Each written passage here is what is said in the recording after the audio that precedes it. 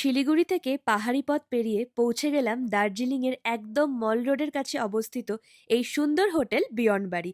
লোকেশনটা এতটাই সুবিধাজনক যে হেঁটেই মল রোড ঘুরে নেওয়া যায়, আর চারপাশ জুড়ে শুধুই পাহাড় আর মেঘের খেলা। এই হোটেলের সব থেকে বড় আকর্ষণ হলো এখান থেকে স্পষ্ট দেখা যায় কাঞ্চনজঙ্ঘা। সকালের প্রথম সূর্যের আলো যেন বরফের চূড়ায় পড়ে। সেই দৃশ্য সত্যি ক্যামেরায় ধরা যায় না, শুধু চোখ দেখে আর মন দিয়ে অনুভব করার মতন।